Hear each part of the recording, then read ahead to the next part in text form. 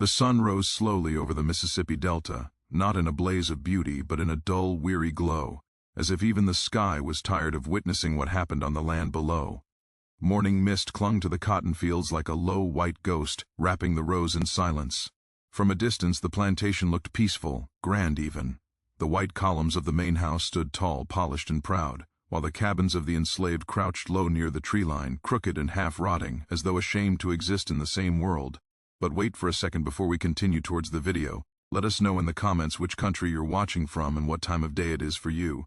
And don't forget to subscribe. Mama Eliza was already awake when the first rooster crowed. She always was. Sleep did not come easily to her anymore, not at her age, not with her memories. She sat on the edge of her narrow wooden cot, her feet bare against the cold dirt floor, her back bent like a bow that had been pulled too many times. Her hands, gnarled, swollen at the joints, fingers permanently curved, rested in her lap. The skin was dark and dry, mapped with scars so old they had faded into her flesh like stories no one bothered to remember. Outside her cabin, the plantation began to stir. Chains clinked softly. Someone coughed. A baby cried and was quickly hushed. The sounds were familiar, almost rhythmic. Eliza had heard them every morning for longer than most people on the plantation had been alive. No one knew exactly how old Mama Eliza was. Some said 70, some said 80. Others whispered she might be closer to 90, though no one believed a slave could live that long. The master once laughed at the idea. "She's older than my grandfather," he had said, "old as the land itself." That was fine with Eliza. The older they thought she was, the less they saw her. She reached for the faded shawl hanging from a nail in the wall and wrapped it tightly around her shoulders. The fabric was thin, patched so many times it was hard to tell where the original cloth ended and the repairs began. She tied it carefully, the same way she did every morning, her movements slow and deliberate. Anyone watching would have seen only an old woman struggling with age, but no one was watching. Eliza stepped outside. The morning air was cool, damp with river breath. She paused, leaning heavily on a crooked stick she used as a cane, and looked out over the plantation. Cotton stretched in every direction, endless and white, like a field of open wounds. Beyond it, the tree line marked the beginning of the swamp, dark and tangled. That swamp had swallowed many things over the years. Animals, runaway slaves, rumors, and sometimes truths no one wanted uncovered. Eliza's eyes lingered there for a moment longer than usual. Then she began to walk. Her steps were slow, painfully slow. Each one seemed to take effort. She shuffled rather than walked, dragging her feet through the dirt. The younger enslaved people passed her on their way to the fields, careful not to bump into her, some offering quiet greetings. "Mornin', Mama Eliza. Bless you, Mama." She nodded back, murmuring words that barely carried. Her voice had grown soft with age, thin and cracked, like dry leaves underfoot. To them she was harmless. To the overseer she was invisible. The overseer, Mr. Caleb Horn, stood near the tool shed, whip coiled at his side, eyes sharp as knives. He was a tall man with a narrow face and a permanent scowl, as if kindness physically hurt him. He barely glanced at Eliza as she passed. "Old Crow won't last the winter," he muttered to another man, not bothering to lower his voice. Eliza heard him. She heard everything. But she said nothing. She never said anything anymore. That was part of why she was allowed to move freely around the plantation. She wasn't assigned hard labor in the fields. Her body was too frail for that now. Instead, she was sent tea on small errands, carrying water, cleaning corners no one cared about, watching children while their mothers worked. She moved between spaces unnoticed, like a shadow that had always been there. And shadows, Eliza knew, saw more than people realized. Later that morning, she was sent to the big house. That alone was proof of how little she was feared. The big house smelled of polish and wealth and old money. Eliza's bare feet made almost no sound on the wide wooden floors as she shuffled down the hallway, carrying a bucket of fresh water. Her head was bowed, her shoulders hunched, her eyes lowered in practiced submission. But she saw everything. She saw the family portraits lining the walls, men in stiff suits, women in fine dresses, all staring proudly into the future they believed belonged to them forever. She saw the closed doors, the silver handles, the places where secrets were kept behind wood and lock. She knew which floorboard creaked near the study, which stair groaned on the third step, which door was often left unlocked because the master trusted his own sense of control more than any key. She had learned these things slowly, over decades. No one taught her. They simply forgot she was there. She reached the kitchen and set the bucket down. The cook barely acknowledged her, busy barking orders at two young girls who scrambled to obey. "Take that to the study next," the cook snapped, nodding toward the bucket. "Master wants water before breakfast." Eliza nodded again. The study, she picked up the bucket and made her way down the hall. As she approached the door, she heard voices inside, men's voices. The door was slightly ajar. Eliza slowed her steps. She did not mean to eavesdrop. She never meant to. It just happened. "Can't keep letting this go on," the master was saying. His voice was smooth, irritated. "The boy's been caught twice now." "The others are watching," Mr. Horn replied. "If we don't make an example, they'll get ideas." Eliza stopped just short of the doorway, her breath shallow.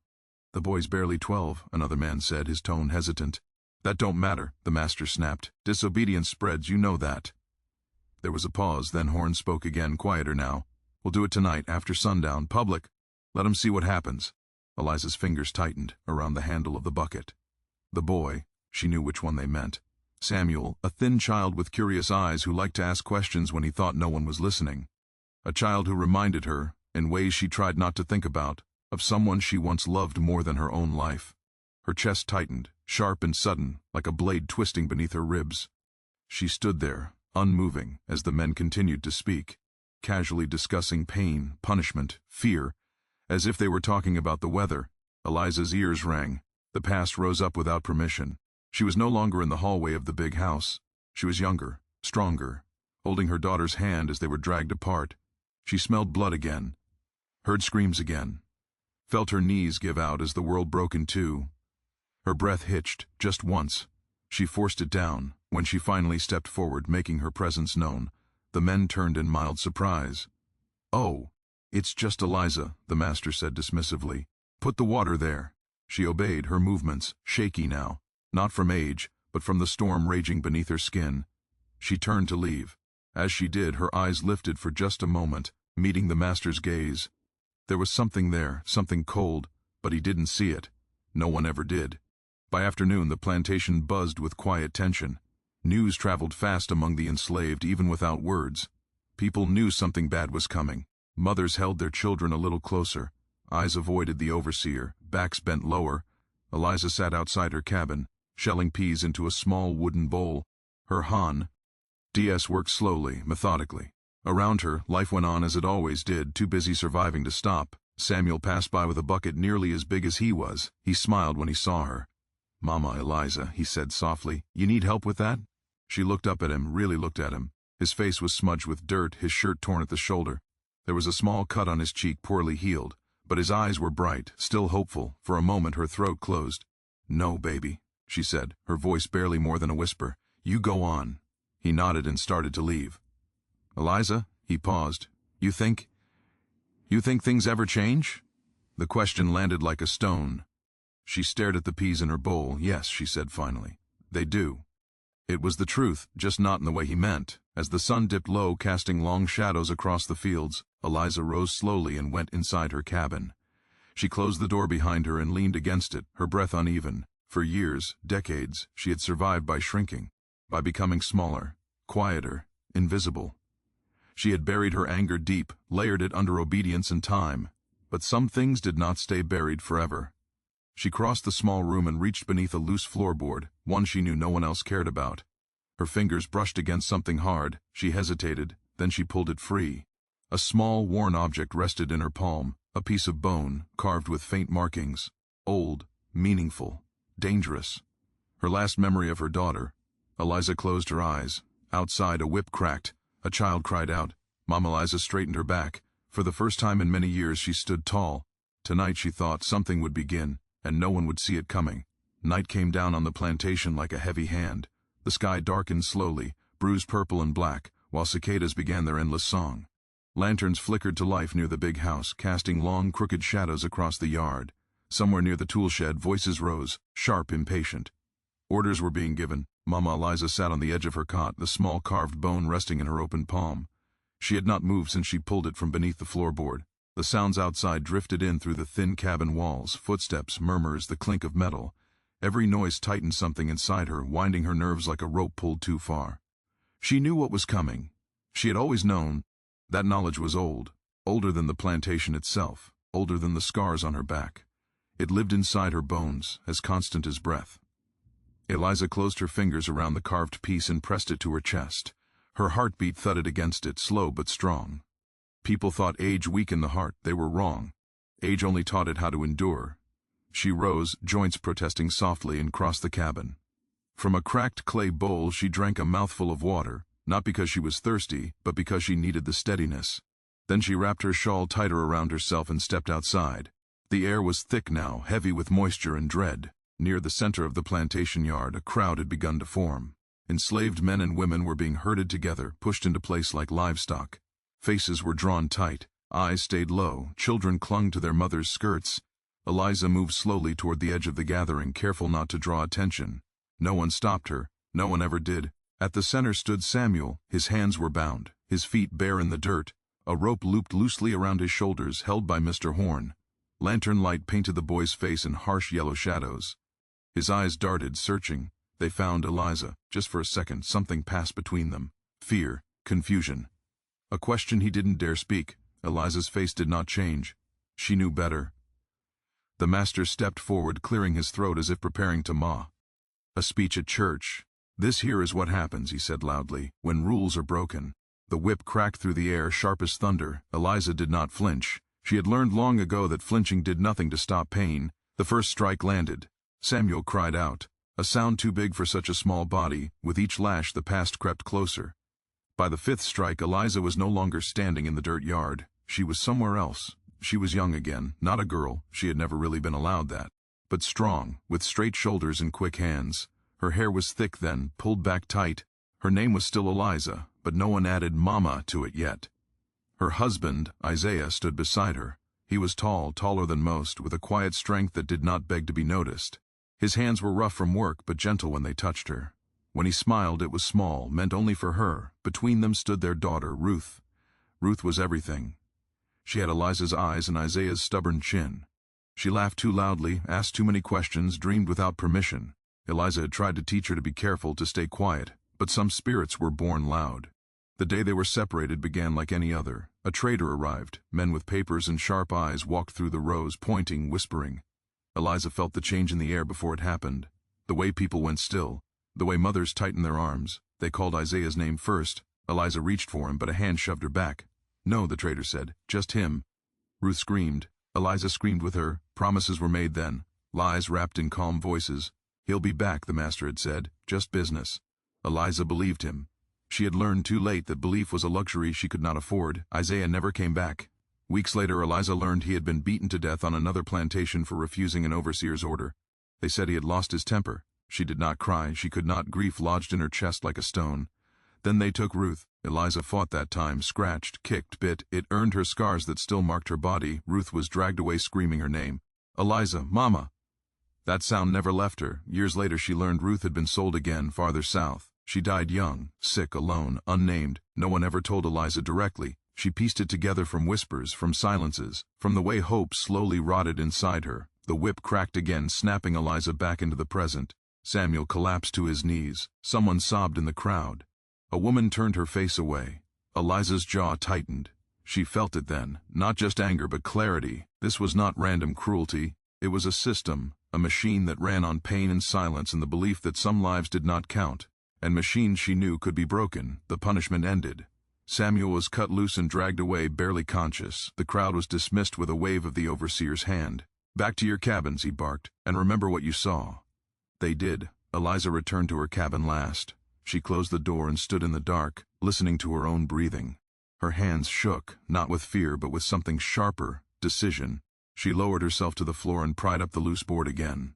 Beneath it was more than the carved bone. There were scraps of paper, old, yellowed, brittle at the edges. She had gathered them over years, discarded notes, torn pages, things dropped and forgotten, names, dates, numbers. Things no one thought an old slave woman could read. Eliza had learned her letters in secret, long ago, from a preacher who thought God would forgive him for teaching a slave woman how to read. She never forgot them. She spread the papers out on the floor. One name appeared again and again. Thomas Whitaker, the master. He owned this plantation now, but he had not always. Before him there had been others. Partners, investors, men who shook hands and made deals over coffee while families were torn apart in the fields. Eliza traced the name with her finger. Whitaker had signed the papers that sent Isaiah away. Another man's name followed, Henry Cole. Cole had approved Ruth's sale. They were all connected. They always were. Eliza gathered the papers carefully and returned them to their hiding place. Then she sat back on her heels, staring at the dirt floor. Revenge, she knew, was a dangerous thing. She had avoided it for years, telling herself survival was enough, that living was resistance, but tonight survival felt like surrender. Outside, the plantation settled into uneasy quiet. The night patrol passed, lantern swinging. Eliza waited until the footsteps faded, then she rose again. Moving slowly, she slipped out of her cabin and into the shadows. Her body knew these paths as well as it knew pain. She walked hunched, leaning on her cane, looking every bit the fragile old woman wandering without purpose. No one stopped her. She reached the big house from the rear, near the kitchen entrance. The door was unlocked. It always was. The idea of a slave stealing from the master was so unthinkable it barely required a lock. Inside, the house smelled of food and smoke and privilege. Eliza moved carefully, listening. She knew where she was going. The study. She waited until the hallway was empty, then shuffled inside. The room was lit by a single lamp. Shelves lined the walls, heavy with books the master had never read. A large desk sat near the window, papers neatly stacked. Eliza approached it. Her hands hovered for a moment. Then she began to search. She did not rush.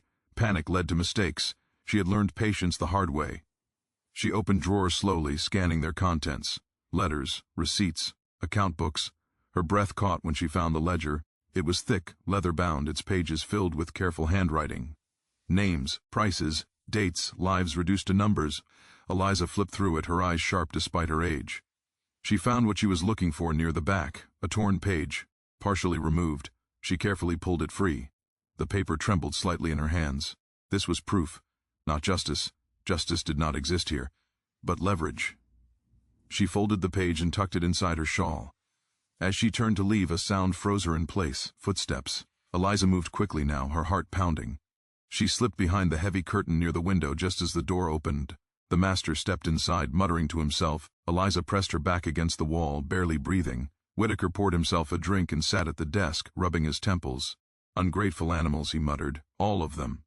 Eliza watched him through the thin gap in the curtain. She studied his face. This man had destroyed her family with a signature. He had never known her pain, never would. Whitaker finished his drink and left the room, slamming the door behind him.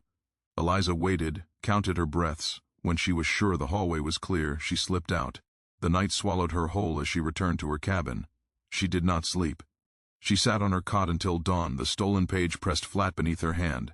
For the first time in decades, Eliza did not feel powerless. She felt dangerous, and the men who believed her broken, who believed her too old to matter, had no idea what they had allowed to walk freely among them. The past had not died. It had waited, and now it was awake. Dawn arrived quietly, as if afraid to disturb what had been set in motion. Mama Eliza sat where she had been all night, her back against the wall of her cabin, the thin gray light creeping in through the cracks between the boards. Her eyes burned from sleeplessness, but her mind was clear, clearer than it had been in years. The stolen ledger page lay folded inside her shawl, pressed flat against her chest, warm from her body. Outside, the plantation stirred back to life. Chains clinked. Doors creaked open. Somewhere, a man coughed hard and spat into the dirt. The smell of damp earth and old smoke drifted through the air. Eliza rose slowly, every joint aching, and stretched her fingers one by one. Pain was an old companion. It no longer commanded her attention. She tied her shawl, picked up her cane, and stepped outside like she had every other morning for decades.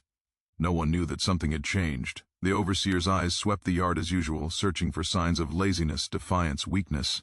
They slid over Eliza without stopping. She shuffled past him, bent nearly double, mumbling to herself as though lost in confusion. Good, she thought. Let them keep believing that. Samuel did not appear in the yard that morning. Word traveled quietly. The boy had been locked in the storage shed, his wounds too fresh for work. Some said he might not survive. Others said it would be better if he didn't. Eliza heard every whisper. Each one fed the fire inside her.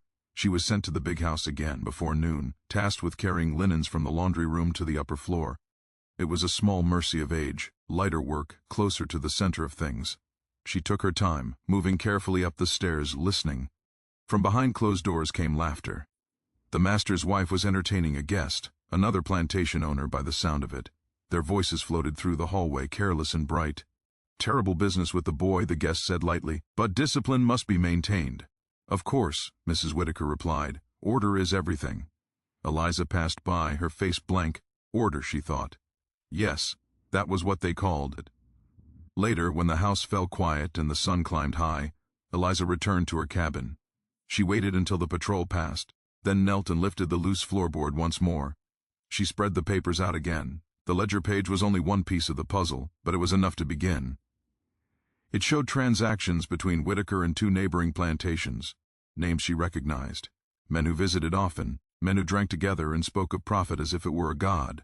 Eliza knew something else too. Men like Whitaker feared scandal more than death. That afternoon she set the first stone in motion. It happened quietly, a word here, a pause there. Eliza approached Martha, an older enslaved woman who worked in the kitchen and heard more than most. Martha trusted Eliza. Everyone did. She had held babies, whispered prayers over the dying, listened without judgment. As Martha stirred a pot, Eliza leaned close and spoke softly, her voice trembling just enough to sound frail. "Child," she murmured, "you hear things in that house I don't hear no more." Martha glanced at her, curious but cautious. "Sometimes." Eliza sighed. "I had a bad dream. Dream 'bout the master, 'bout trouble coming." Martha frowned. "What kind of trouble?" Eliza shook her head slowly. "Don't rightly know, just men falling out with each other, fighting over papers, over money." Martha's stirring slowed. "Eliza," she said carefully, "you shouldn't say things like that." Eliza nodded. "I know, old women get foolish thoughts." She shuffled away, leaving the words behind like seeds dropped into fertile soil. By evening the plantation hummed with unease. 2 of the neighboring slaveholders arrived unexpectedly, their horses kicking up dust as they rode into the yard. Eliza watched from a distance as they dismounted, faces tight, voices low but sharp. Whitaker met them on the porch. Their conversation was brief and tense. One of the men gestured angrily toward the house. Whitaker's face darkened. They went inside together.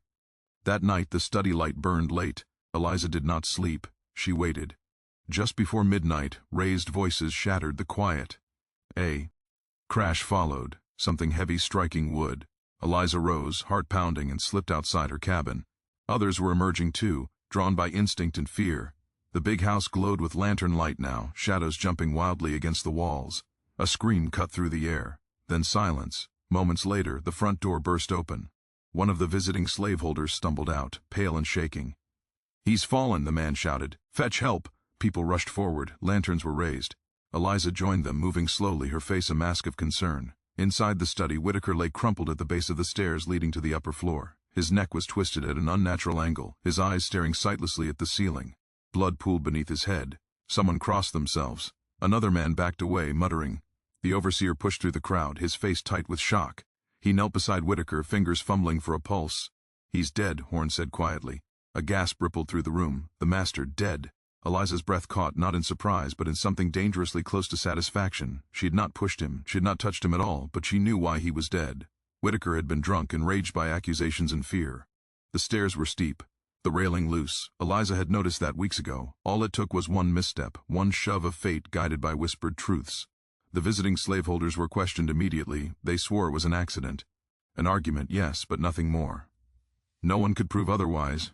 By dawn, the word spread: the master had fallen down the stairs. An accident. Eliza sat outside her cabin as the sun rose again, the same way it had the day before. But everything felt different now. The plantation was leaderless. Mrs. Whitaker locked herself in her room, weeping.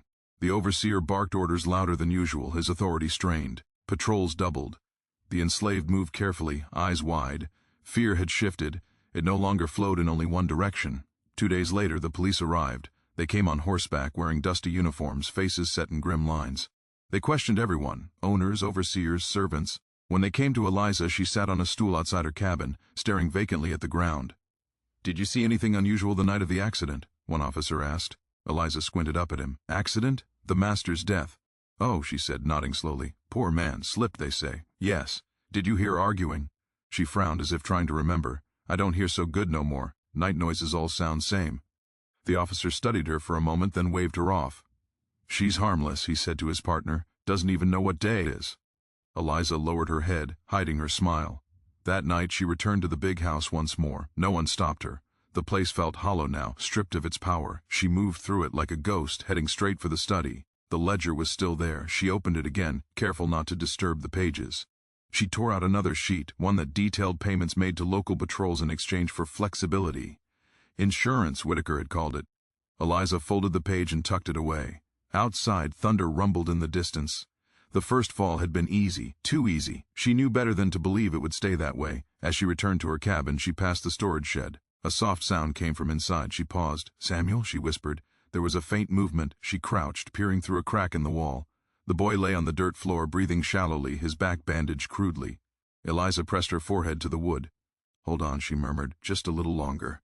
She rose and moved away before anyone could see her there. Back in her cabin, she hid the second page beneath the floorboard and sat in the darkness. 2 men gone. Now. 1 dead, 1 ruined by suspicion and fear. And still, no one looked at her. The old woman, the useless one, the harmless one. Eliza closed her eyes. This was only the beginning. The rain began before dawn, slow at first, then steady, drumming against the tin roofs of the cabins and turning the dirt paths into slick ribbons of mud. The plantation woke under a gray sky, heavy and watchful, as if the land itself sensed that something had gone wrong and might yet go worse. Mama Eliza stood in the doorway of her cabin, leaning on her cane, watching the rain soak into the earth. The air smelled clean, sharp with wet leaves and iron. Somewhere beyond the fields, thunder rolled again, distant but patient. The master was dead. The words still felt strange, unreal, even though she had watched his body carried out under a sheet the day before. Even though she had seen the way the overseer's hands shook as he barked orders now, his voice pitched too high, his authority stretched thin. Death changed things. It always had. By mid-morning the police returned, this time in greater number. 4 men rode in together, boots splashed with mud, coats darkened by rain. They dismounted near the big house and spoke briefly with the overseer before spreading out across the yard. This was no longer a courtesy visit. This was an investigation. Eliza felt it in the tightening of the air, in the way conversations died as the officers passed, in the way eyes followed them and then dropped quickly to the ground. She moved as she always did, slowly, carefully, never appearing to be in a hurry. She carried a basket of kindling toward the kitchen, her shoulders hunched, her head bowed. As she passed the patrol captain, a thick-necked man with a scar along his jaw, she stumbled deliberately, the basket tipping and spilling wood across the mud. Oh, I'm sorry, sir," she stammered, dropping to her knees with difficulty. The captain scowled. "Watch where you're going, old woman." "Yes, sir, my eyes ain't what they used to be." He waved her away impatiently, and continued on. Eliza gathered the kindling slowly, her hands trembling just enough to look convincing. She noted the way the captain spoke to his men, the way they deferred to him. She counted them, 4 now. Likely more would come if things grew complicated. She carried the basket into the kitchen and set it down. Inside the mood was tense. Pots simmered unattended. The cook whispered angrily at a young girl who had nearly burned the bread. "They asking everybody questions," Martha murmured when Eliza came close. "Even the children." Eliza nodded. "Law do that." Martha hesitated. "You hear anything strange lately?" Eliza tilted her head as if confused. "Strange how?" Martha lowered her voice. "About the master. Folks saying maybe it weren't no accident." Eliza sighed, a long, tired sound. "People talk when they scared." "That's true," Martha said, but still Eliza reached out and touched Martha's arm gently. "You don't worry your heart over it. Ain't nothing good come from that."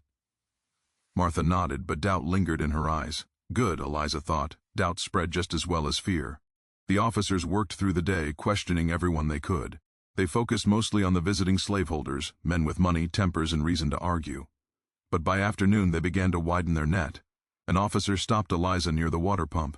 "You," he said, pointing. "Come here." Eliza shuffled forward, her steps uncertain. "What's your name?" "Eliza, sir." "How long you been on this plantation?" She frowned, counting silently on her fingers. "Long time, longer than most." "Did you see or hear anything the night the master died?" She squinted at him. "I heard thunder." He frowned. "Anything else?" Rain came later. The officer exhaled sharply. "Did you hear voices shouting?" Eliza shook her head slowly. "Nights all sound same to me, crickets, frogs, old bones creaking." The officer studied her face, searching for something. He found only age. "Where were you that night?" "In my bed," she said simply. "Where else I go at my age?" He turned away with a dismissive gesture. "She's no use," he said to another officer. "Barely knows what's happening." Eliza remained where she was for a moment after they left, her heart beating steadily. She had learned long ago that the truth, when wrapped in simplicity, often passed unnoticed. That evening, the captain called a meeting on the porch of the big house. The enslaved were ordered to stand in the yard while the officers addressed them. Rain dripped from the eaves, pattering softly as the captain spoke. "We will find out what happened here," he said loudly. "If anyone is hiding something, it will only make things worse for them." His gaze swept the crowd. Eliza stood near the back, leaning heavily on her cane. The captain continued. "The master's death has caused complications. Until matters are settled, this plantation will remain under watch." Murmurs rippled through the crowd. Under watch meant patrols at night. Restricted movement, punishment for the smallest infraction, order, they called it. Eliza felt a flicker of irritation. She had expected this. Pressure always followed disruption, but pressure could be redirected. That night, she waited until the patrol made its first round. She listened to the rhythm of their boots, the way their lantern light passed across her cabin wall, then faded. She rose and moved quietly. The rain had stopped, leaving the world damp and gleaming. Clouds hid the moon, cloaking the plantation in darkness. Eliza moved along the familiar paths, her feet finding their way without sound. She did not go to the big house. Instead, she headed toward the far fence, where the land dipped and the trees grew thick. Beyond it lay the edge of the swamp, and one of the neighboring plantations, Henry Cole's land. Cole had been one of Whitaker's partners. His name appeared often in the ledger. He had been present the night Whitaker died, his face pale with fear. Eliza reached the fence and slipped through a loose section she knew well. She crossed the muddy ground slowly, careful to leave no clear trail. Rain was good for that. It erased things. Near the edge of Cole's property stood a small storage shed. Eliza approached it cautiously. She knew from long observation that Cole kept his private papers there, away from the house. She waited, listening. Nothing. She moved closer and crouched near the door. From beneath her shawl, she pulled the folded ledger page and another scrap of paper she had prepared earlier, a note written in careful, shaky script.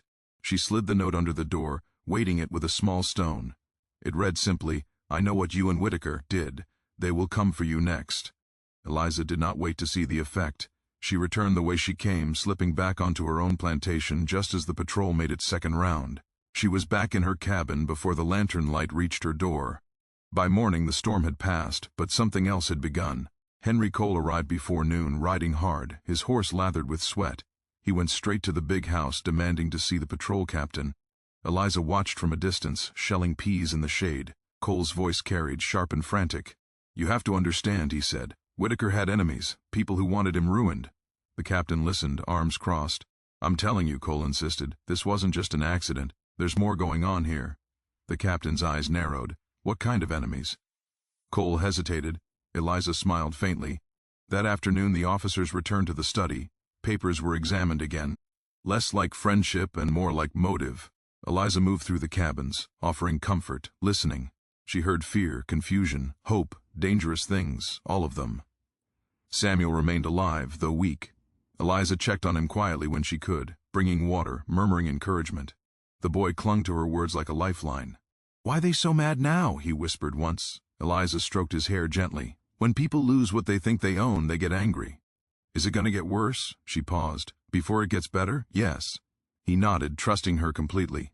That night the officers made an arrest. Not among the enslaved, Henry Cole was taken into custody, accused of withholding information, of financial irregularities, of having motive and opportunity. The plantation buzzed with shock. Eliza sat outside her cabin as Cole was led away, his face twisted with disbelief and terror. He looked around as if expecting someone to save him. No one did. The patrol captain addressed the overseer privately afterward. Eliza could not hear the words, but she saw the gestures, the frustration, the uncertainty. They were chasing shadows now. Good. The next days passed in uneasy tension. The officers remained, combing through records, questioning neighbors, following false trails Eliza carefully laid. A misplaced comment here, a half-remembered rumor there. She let them see what they expected to see: greedy men, bad blood, drunken arguments. They never once looked down at the bent old woman passing them in the yard. On the fourth night, Eliza returned to the big house once more. She moved through the darkened halls like a memory, her cane barely touching the floor. In the study, she opened the ledger again. This time, she did not tear out a page. She made a mark, a small symbol, carved lightly into the wood of the desk itself, barely visible unless one knew where to look. A reminder. She left the house and stood for a moment on the porch, breathing in the night air. The plantation lay quiet beneath her, tense but alive. The law was here. And still, she walked freely. Eliza returned to her cabin and lay down at last, exhaustion settling into her bones. But beneath it something else pulsed, steady, relentless, control. She had outsmarted the law once, she would do it again, and next time she would not wait for accidents. The plantation did not breathe the same after Henry Cole was taken away. It held its breath. Days passed under a strained quiet, as if every tree, every cabin, every stretch of cotton waited for something else to fall. The patrol remained, their horses tied near the big house, their boots leaving deep prints in the damp ground. Lanterns burned later at night. Doors that had once stood open were now kept shut. Fear had shifted its shape. Before, it had flowed downward, whip to back, order to obedience, power to silence. Now it twisted sideways, turning slaveholder against slaveholder, authority against itself. Mama Eliza felt it in the air each morning when she stepped out of her cabin. She tasted it when she breathed. It sharpened her senses and steadied her hands. She moved through the days as she always had, her pace slow, her eyes dull, her voice barely louder than a whisper. But beneath that skin of age and weakness her mind worked constantly, measuring, remembering, choosing. The law was present. That made every move more dangerous. It also made every move more effective. On the third day after Cole's arrest, the patrol captain summoned the overseer to the porch. Eliza happened to be nearby, seated on a low stool, mending a torn sack. Her needle moved slowly, clumsy on purpose. "You're telling me you didn't know about these payments?" the captain demanded, holding a folded paper. The overseer wiped sweat from his brow. "Sir, Mr. Whitaker handled all the accounts himself," the captain snorted. "Convenient." Eliza did not look up. The captain continued, his voice edged. "Why?" "Irritation. We've got records of money changing hands, missing entries, bribes to patrols in other counties. This plantation's a mess." The overseer swallowed. "What does that mean for us?" "It means," the captain said flatly, "that until we know who's dirty and who isn't, nobody's clean." Eliza pushed her needle through the cloth and tied off the thread with trembling fingers. "Nobody's clean," she thought. "That's the truest thing you've said." That afternoon a wagon arrived from town carrying supplies and gossip. The driver talked freely as he unloaded sacks of flour and salt, glancing around to make sure no officers were close. "They saying Cole might hang," he whispered to a field hand. "They saying Whitaker weren't the first to fall neither." The words traveled fast. By sunset the plantation buzzed with rumors. Some said there were secret accounts hidden somewhere on the land. Others whispered that Whitaker had planned to sell half the enslaved before the harvest, and had partners who didn't want that getting out. Fear sharpened greed, greed sharpened betrayal. Eliza listened from the shadows, filing away every word. That night, she made her next move. She waited until the patrol had passed twice, until the rhythm of their rounds settled into predictability. Then she rose and slipped out of her cabin, cane in hand, her shawl pulled tight. She did not head toward the big house. She went toward the livestock pens. The horses shifted as she passed, snorting softly. Eliza moved calmly among them, murmuring nonsense sounds that soothed them. Animals trusted her. They always had. She reached the feed shed and paused, listening. Nothing. Inside, the smell of grain and hay was thick. She knelt slowly, joints protesting, and reached into a sack near the back. Her fingers closed around a small cloth bundle she had hidden there days earlier. She carried it to the trough of one of the prized horses, an animal owned by a neighboring slaveholder who had arrived earlier that evening for a tense meeting with the patrol.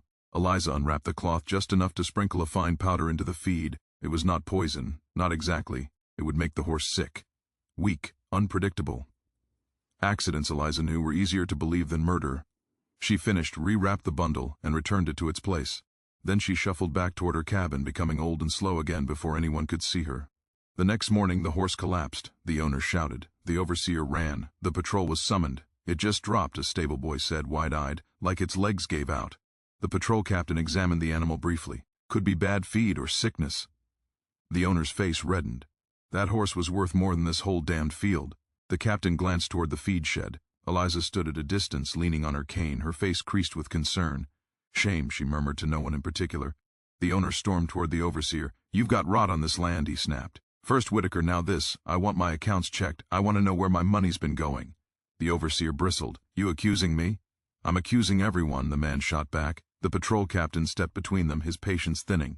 That afternoon, another argument broke out, this time between two visiting slaveholders disputing a shipment that had gone missing months earlier. Records were demanded, names were thrown around. Eliza watched it all unfold like a slow-burning fire. She did not need to push hard. They were doing it to themselves now. But there was still one man who stood apart from the chaos. Caleb Horn, the overseer. He moved through the plantation with a different kind of tension now, his eyes sharper, his temper shorter. He had ruled with cruelty for years, but now cruelty was not enough to steady him. Eliza noticed how his gaze lingered on the enslaved longer than before, searching. She noticed how often his eyes passed over her, and then returned, just briefly, as if some small instinct whispered that something was wrong, that would not do. She needed his focus elsewhere. That evening she approached Horn near the tool shed. She moved slowly, carefully, her shoulders rounded, her voice thin. "Mr. Horn," she said softly. He turned, surprised. "What is it, old woman?"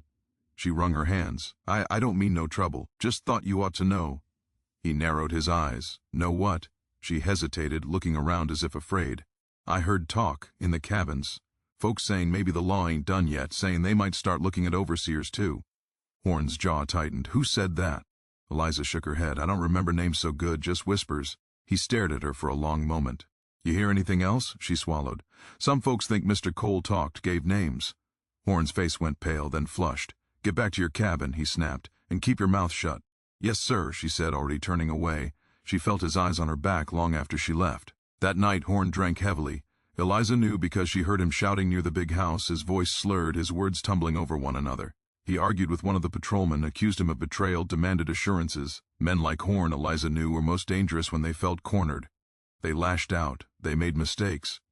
The next day, Horn ordered a surprise inspection of the cabins. He stormed through them with 2 armed men, tossing belongings aside, searching for anything that could be called suspicious. When he reached Eliza's cabin, she sat on her cot, hands folded, eyes unfocused. "What you got under that floor?" Horn demanded suddenly. Eliza blinked. "Under the floor." He stepped forward and kicked at the loose board hard. It did not move. Eliza had fixed it the night before. "There ain't nothing there," she said quietly. Horn stared at her, breathing hard. Then he turned away with a curse. That was too close. Eliza spent that afternoon in stillness, her thoughts slow and careful. She had tightened the web too fast around Horn. He was feeling it now. She needed to redirect him, give him a target that wasn't her. By evening, she had one. She found Martha in the kitchen, her face drawn. "They took Jacob," Martha whispered. "The patrol say he was stealing tools." Eliza's eyes narrowed. Jacob was young, angry, prone to speaking his mind, useful. "That's a shame," Eliza said softly. "Boy always did talk too much." Martha looked at her sharply. "What you mean?" Eliza leaned closer, lowering her voice. "He been saying things. About Mr. Horn. About how he seen him take money that weren't his." Martha's mouth fell open. "That ain't—" "I know," Eliza murmured. "But talk don't need to be true to be dangerous." Martha swallowed hard. That night Horn heard the rumor. It came to him twisted and sharpened, as rumors always did. By midnight he was convinced Jacob had betrayed him to the law. He confronted the boy violently. The screams carried across the plantation. Eliza lay on her cot, eyes open, listening. By morning Jacob was gone. They said he had tried to run. They said the dogs found him near the swamp. They said many things. The patrol accepted the story easily. But something had shifted. Horn's violence did not restore his control.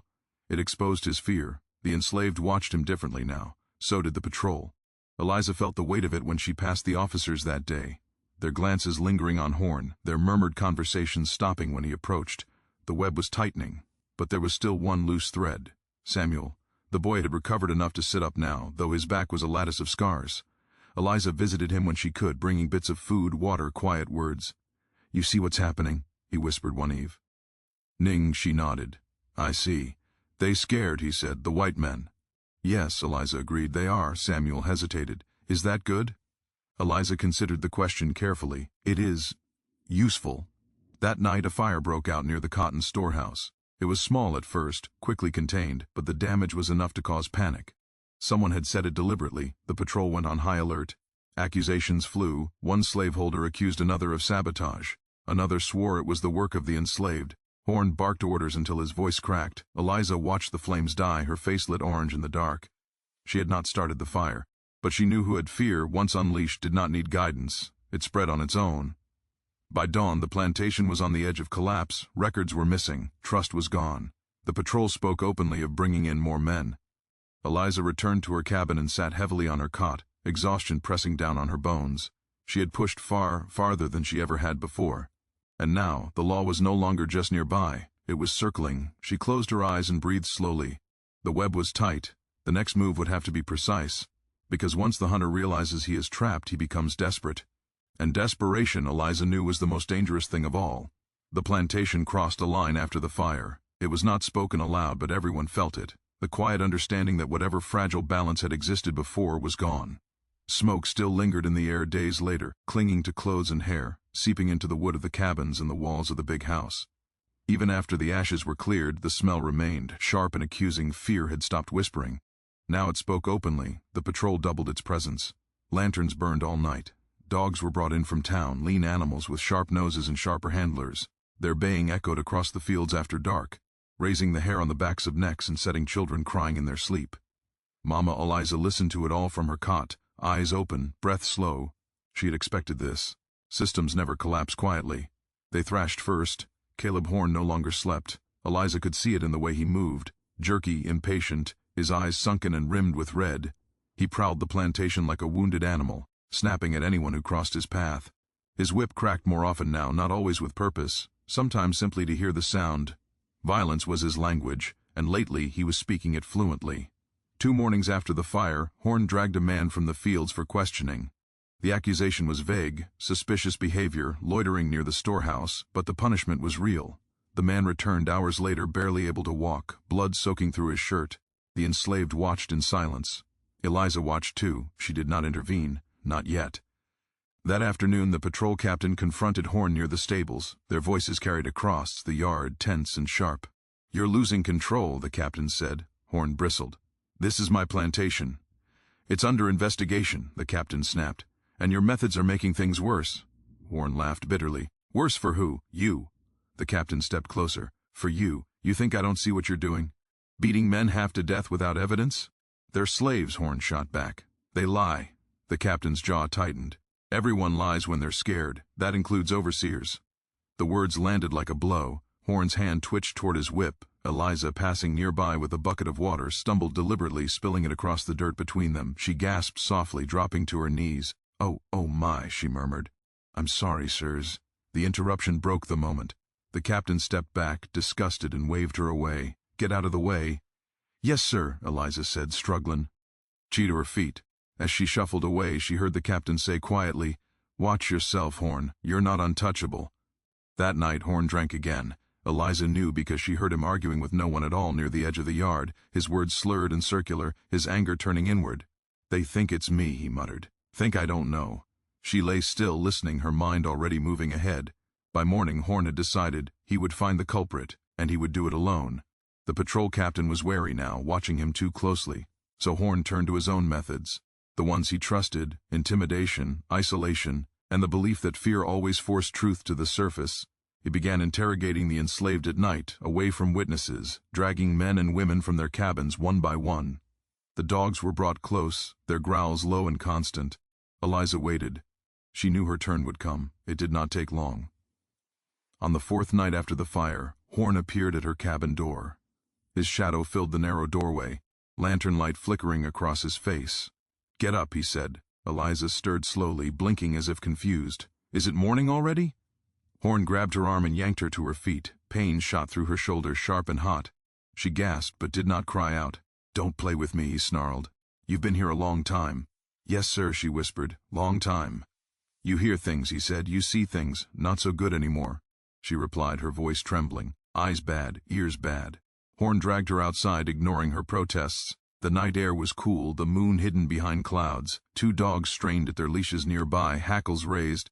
He shoved her onto a stool near the tool shed. "Who's doing this?" he demanded. "Who started the fire?" Eliza shook her head slowly. "I don't know." Horn slapped her. The blow rang through her skull, bright and disorienting. She tasted blood. "I said who," he growled. Eliza lifted her shaking hands. "Please, sir. I'm just an old woman." Horn leaned close, his breath sour. "Old women lie too." He circled her, pacing. "You've been here longer than anyone. You've seen masters come and go. You know the secrets of this place." Eliza lowered her head, letting her shoulders slump further. "I only know how to survive." Horn stopped in front of her. For a moment, something like doubt flickered in his eyes, then anger swallowed it. "Take her to the swamp," he said suddenly to the dog handlers. "Let's see how much she remembers out there." The words sent a ripple through the nearby watchers. Even the handlers hesitated. "She's old," one said. "She won't last." Horn smiled thinly. "Then she won't lie." Eliza's heart beat faster now, not with fear but calculation. This was dangerous, but danger, she knew, could be used. They dragged her forward, the dogs pulling hard at their leads. Eliza stumbled deliberately, her body sagging, forcing them to slow. The path into the swamp was narrow and slick, roots twisting like traps beneath the mud. The night grew darker as the trees closed in. The sounds changed too. Crickets gave way to frogs, the air thick with rotten water. Horn followed close behind, lantern held high. "Start talking," he said. "Who's helping you?" Eliza coughed, spitting blood into the mud. "Helping me do what?" Horn cursed and shoved her again. She fell this time, landing hard on her side. Pain exploded through her hip. She groaned, clutching her body. The handlers hesitated again.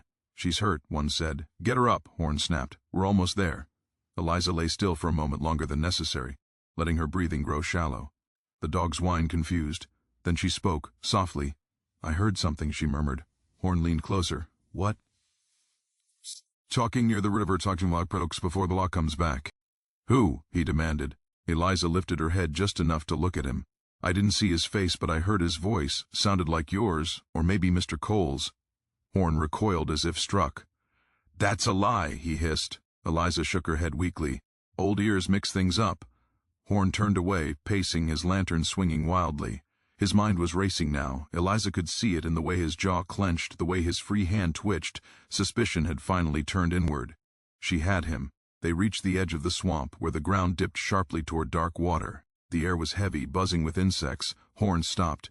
"Get out," he told the handlers. "I'll finish this." They hesitated. "That's an order," he barked. Reluctantly, they backed away, the dogs pulling with them until their sounds faded into the trees. Eliza and Horn stood alone. For a moment, neither spoke. Then Horn laughed, harsh and broken. "You think you're clever, old woman." Eliza said nothing. "You think you can turn this on me?" She looked up at him slowly. "Ain't nobody turning nothing," she said. "Things turn on their own when they're rotten." Horn's face twisted with rage. He raised his whip. Eliza moved, not fast, but precise. As Horn swung, she leaned forward instead of back, letting the whip pass over her shoulder. At the same moment, she reached out with her cane and hooked it behind his knee. He was not expecting resistance. He stumbled. The ground beneath his feet was slick with mud and moss. He flailed, arms windmilling, lantern flying from his grasp and shattering against a tree. Darkness swallowed them. Horn shouted as he fell backward down the slope, crashing through brush and roots. There was a heavy splash, followed by silence. Eliza stood still, her chest heaving, her ears straining. Then she heard it, gasping, thrashing. The sound of a man fighting water. Eliza limped forward carefully, peering down toward the river's edge. The moon broke through the clouds just enough to reveal movement. Horn's head bobbing, his hands clawing at the mud, his boots dragging him down. He reached out toward her. "Eliza," he gasped. "Help me." She stood there, her cane planted firmly in the ground. She thought of Isaiah, of Ruth, of Samuel's screams, of Jacob's body left in the swamp. "I've been helping you all my life," she said quietly. Horn slipped beneath the surface. Once, twice, then he was gone.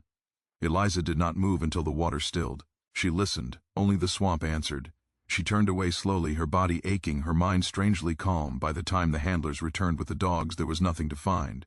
They searched through the night, lanterns sweeping the water, dogs whining in confusion. The patrol was summoned. The captain arrived, his face grim. They found Horn's whip, his lantern, no body. "He must have fallen," the captain said finally. "Drunk, angry, slipped." Accidents, Eliza knew, were always easier to believe. By morning, the news spread. The overseer was gone. The plantation stood without a master and without an overseer. The law had lost its grip. Eliza sat outside her cabin as the sun rose, her face pale, her body sore, her shawl stained with mud and blood. No one questioned her. They pitied her. "She barely survived," someone whispered. "Poor old thing." Eliza closed her eyes and breathed deeply. The hunter was gone, and now the land itself was watching. The rain did not stop. It fell for 3 days straight, soaking the earth until the plantation grounds turned to thick, sucking mud. Wagons groaned as they crossed the yard. Horses snorted and stamped, uneasy. The river beyond the trees swelled and crept closer to its banks, carrying with it broken branches, dead leaves, and the faint promise of danger. Mama Eliza welcomed the rain. It softened footprints, it blurred tracks, and it made men impatient.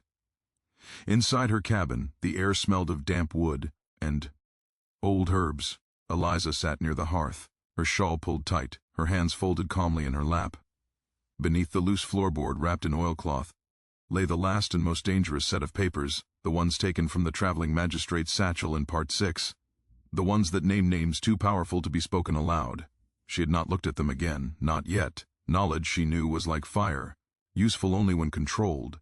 Outside, boots sloshed through the mud, voices approached. Eliza's eyes opened. A sharp knock rattled the doorframe. "Eliza," a man called. "Open up." She rose slowly, leaning on her cane, and unlatched the door. Deputy Collins stood there, rain dripping from the brim of his hat. Behind him were 2 men she did not recognize, one wearing the coat of a state investigator, the other the dull gray uniform of the patrol. "Morning," Eliza said softly, squinting as if confused by the sight of them. Collins forced a polite smile. "We need to ask you a few more questions." Eliza nodded. "Course you do." They stepped inside, their presence filling the small space. The investigator looked around with faint distaste, his eyes lingering on the bare walls, the patched blanket, the simple table. "You've been questioned before," he said, "but new information has come to light." Eliza tilted her head. "That's so?" "Yes," he replied. It seems you were seen near the big house on the night Magistrate Fowler disappeared." The air felt heavier. Eliza did not react immediately. She stared at him, blinking slowly, as if turning his words over in her mind. "Big house?" she echoed. "I clean there sometimes. At night?" She frowned. "Old bones don't sleep good. Sometimes I walk." The investigator exchanged a glance with Collins. "Where did you walk?" the man pressed. Eliza gestured vaguely. "Wherever my feet take me." A pause stretched between them. The patrolman shifted his weight, his hand resting near his baton. The investigator sighed. "Mrs. Eliza, do you understand the seriousness of this situation?" Eliza's shoulders slumped. "I understand folks don't like trouble. Do you know what happens to people who interfere with the law?" Her eyes lifted then, just slightly, and for a brief moment something sharp glinted there. "I know what happens to people when the law interferes with them," she said quietly. The investigator stiffened. Collins cleared his throat. "That'll be all for now." The men left soon after, their questions unanswered, their certainty shaken. As the door closed behind them, Eliza exhaled slowly. They were circling now. Good. Fear made men careless. That afternoon, chaos rippled through the plantation. Word arrived that the river patrol had found something tangled in the reeds downstream, a body. By the time the news reached Eliza, the entire yard buzzed with whispers. Overseers barked orders, sending people back to work, but no one listened. The name spread from mouth to mouth like poison. Magistrate Fowler. They brought him up near sunset. Eliza watched from the edge of the crowd, her face carefully composed. The body was bloated, waterlogged, the skin pale and split in places. His fine coat was torn, pockets turned inside out. The investigator knelt beside the corpse, his jaw clenched. "No signs of robbery," he muttered. "No struggle marks. Someone crossed themselves." Another spat into the mud. Eliza noted every detail. The body had been placed in the river, not thrown. The wounds, small, precise, were not from a knife or a club. They were from panic, from being held under just long enough, not long enough to bruise. Exactly as she had planned. Mrs. Whitaker collapsed when she heard the news, sobbing hysterically. The overseer ordered the quarters locked down that night. Patrols doubled again. Lanterns moved constantly through the darkness, their glow sliding across cabin walls like searching eyes. Eliza lay awake listening. Footsteps passed her door, toot-toot. On the third pass they stopped. A hand tested the latch. "Eliza," a voice whispered. "Open up." It was Martha. Eliza rose and opened the door just enough to let her friend slip inside. Martha's face was pale, her eyes wild. "They say the old magistrate's dead. They say someone helped him die." Eliza nodded slowly. "People say many things. They're scared," Martha whispered. "They're talking about examples, about hanging someone to quiet the rest." Eliza took Martha's hands in her own. "Fear makes people crueler than usual, but fear also makes them blind." Martha searched her face. "You know something." Eliza squeezed her hands once, gently. "I know you should go back before someone notices you gone." Reluctantly, Martha nodded and slipped back into the rain. Eliza closed the door and leaned against it. The time was coming. 2 days later, the investigators summoned the plantation owners from 3 surrounding counties to the courthouse in Jackson. Eliza knew because she heard it whispered by the driver sent to fetch them. That night, she lifted the floorboard and took out the oilcloth bundle. She unwrapped the papers carefully. Names leapt out at her. Judges, sheriffs, investors, men who built their power on silence, men who believed themselves untouchable. Eliza smiled thinly. Before dawn, she hid the papers in 3 separate places. One beneath the roots of the old oak near the river, one inside the hollow beam of the abandoned smokehouse, and one sewn into the lining of her shawl. Redundancy, she thought. Always redundancy. The next morning she did something unexpected. She went to the church, the white church. It stood at the edge of town, its paint peeling, its bell cracked but still usable. Eliza had not been allowed inside for years, but no one stopped her now. She shuffled up the steps during morning prayers and sat quietly in the back pew. The preacher noticed her and hesitated, then continued. After the service, as people filed out, Eliza remained seated. When the preacher approached, uncertain, she looked up at him. "Reverend," she said softly, "I need confession." He frowned. "I'm not sure this is appropriate." Eliza leaned closer. "I carry heavy sins." Something in her voice made him swallow. They spoke quietly. Eliza did not confess to murder. She confessed to knowledge, to secrets too heavy for one soul. She told him just enough, names without details, hints without proof. She let him feel the weight without understanding its shape. By the time she finished, the preacher's hands trembled. "You must go to the authorities," he whispered. Eliza nodded. "I plan to." She left him standing there shaken. The courthouse meeting erupted before noon. Arguments spilled into the street. Accusations flew. Old alliances cracked under pressure. By evening, warrants were issued, not for Eliza, for men who had never imagined they could be named. The investigator returned to the plantation that night. his face pale, his confidence gone. He went straight to Eliza's cabin. She was waiting. "You knew," he said hoarsely. Eliza looked up at him, her expression gentle. "Knew what?" He stared at her for a long moment, then quietly, "You're not who you pretend to be." She smiled sadly. "Neither are you." He left without another word. That night Eliza sat by the hearth and listened to the rain fade. The net had tightened, and she was standing safely outside it. As dawn broke on the 7th day, a horn sounded from the road. A wagon approached, carrying men in unfamiliar uniforms, state men. Eliza rose slowly and stepped outside. For the first time in her life, she did not bow her head. The end was close now, not for her, for them. The wagon stopped at the edge of the plantation yard just as the sun cleared the trees. Its wheels were caked with dried mud, the iron rims rusted from long travel. 6 men climbed down, state men as Eliza had guessed, wearing uniform. That did not belong to this place. Their coats were cut differently, their boots newer, their eyes less accustomed to being obeyed without question. The overseer approached them, his confidence brittle, his voice too loud. Eliza stood near her cabin, leaning on her cane, watching. She had waited decades for this morning. The leader of the state men, a tall figure with gray at his temples, ignored the overseer entirely and scanned the yard. His gaze passed over the enslaved workers gathered at a distance, over the cabins, over the big house with its sagging porch and shuttered windows. Then his eyes settled on Eliza. He walked toward her. Every step felt loud. "You," he said, stopping a few feet away. "You're Eliza." She inclined her head slightly. "That's what they call me." His mouth tightened. "We need to speak." "So do many people," she replied calmly. A murmur rippled through the yard. The overseer bristled. "Sir, she's just an old—" "I didn't ask you," the man said sharply, never taking his eyes off Eliza. He gestured toward the road. "Walk with me." Eliza nodded once and followed, her pace slow but steady. They stopped beneath the old oak near the river, the one whose roots twisted like grasping hands. Eliza felt the presence of the hidden papers beneath the soil, felt their weight like a second heart beating beneath the ground. "You've been at the center of every incident we've investigated," the state man said quietly. "Deaths, disappearances, collapsing alliances." Eliza looked out at the river. "Rivers carry many things." He studied her face. "You're sharper than you pretend. So are knives kept in sleeves," she said. A long silence passed. "We could arrest you," he said finally. "Hold you until the truth shakes loose." Eliza turned to him then, meeting his gaze fully. "And what truth would that be?" she asked. "That I was beaten, bred, sold, buried alive by this place? That men who called themselves lawful fed bodies to the river and called it order?" His jaw clenched. "You think you're untouchable," he said. "No," Eliza replied softly. "I think you are." She reached into her shawl. The state man stiffened, his hand dropping toward his sidearm, but Eliza only withdrew a folded piece of paper. She held it out between 2 fingers. "Read," she said. He took it reluctantly. As his eyes moved across the page, color drained from his face. "This document alone," Eliza continued, "names 5 men currently seated in your courthouse. There are others. Copies, hidden where fire and water cannot reach." "Where did you get this?" he demanded. She smiled faintly. "From men who believed an old woman was invisible." The wind stirred the oak leaves above them. "You could destroy them," he said slowly. "They already destroyed themselves," Eliza replied. "I only made sure the truth tripped over their own lies." He folded the paper carefully and handed it back. "What do you want?" he asked. Eliza considered the question. "I want this place to break," she said. "Not just here, everywhere. It looks like this. I want no more boys locked in sheds until their backs bleed open. I want no more old women used up and forgotten. I want the world to choke on what it pretends not to see." "That's not a simple request," he said. "I am not a simple woman." They stood there as the river whispered past. At last he nodded. "We will proceed."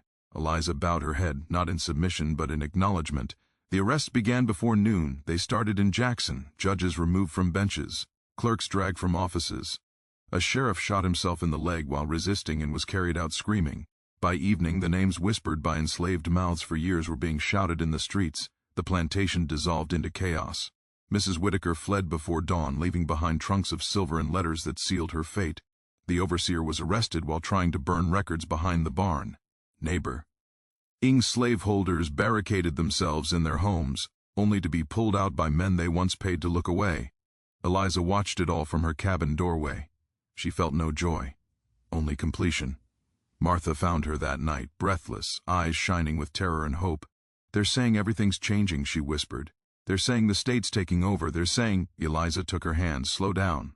"They're saying slavery might end," Martha said, barely able to form the words. Eliza closed her eyes. "Not today," she said gently. "But soon." Martha stared at her. "You knew." Eliza opened her eyes again. "I hoped." That night the cabins were not locked. No patrols walked the lanes. Men sat awake, unsure whether to sleep or run or pray. Eliza lay on her pallet, staring at the ceiling, listening to the sound of a world shifting under its own weight. 3 days later the state man returned. This time he did not stand above her. He sat on the stool she offered him, his posture respectful. "The papers are authentic," he said, "every one of them." Eliza nodded. "You've done something unprecedented," he continued. "You've turned the machinery of corruption against itself." Eliza smiled faintly. "Machines break when fed the wrong fuel." "There will be trials," he said, "long ones, painful ones." "Pain is nothing new," she replied. He hesitated. "You could leave." Eliza looked at him. "Where would I go?" "North," he said. "You could be free." She considered it, then she shook her head. "Freedom is not a direction, it's a condition." She stood slowly, joints protesting, and walked to the doorway. "Take the papers from the oak," she said, "and from the smokehouse. Leave the rest." "What rest?" She touched her shawl. "Insurance." He nodded once. As he left, she felt something settle inside her. A tension she had carried so long it had shaped her bones. Samuel survived, barely. Eliza sat with him as he healed, feeding him broth, whispering stories of a world where his name was his own. He listened with wide eyes, the scars on his back like a map of a country he would never return to. "You're the reason," he told her one night. Eliza shook her head. "I am the witness." Word spread beyond Mississippi. People spoke of a collapse, of a reckoning, of an old woman who had undone a system by refusing to be afraid. They never used her name correctly. They never understood how patient she had been. One evening, as autumn edged the heat away, Eliza walked alone to the river. The water moved slower now, heavy with reflection. She removed her shawl and unfolded the last hidden paper. It listed names not yet fallen. Men still powerful, men still safe. She held it over the water. For a moment she thought of feeding it to the current, of letting the river decide. Then she folded it again and tucked it back into her shawl. "Not today," she murmured. Behind her, footsteps approached. Martha joined her, silent. "They're building a school," Martha said, "for the children." Eliza nodded. "Good. They say you should be honored." Eliza smiled, tired but content. "They say many things." The sun dipped low, turning the river to blood-colored light. Eliza stood straight, her back no longer bowed by habit. She had destroyed slaveholders. She had fooled the police, but more than that. She had made the world look at what it tried to ignore, and that, she knew, was vengeance enough.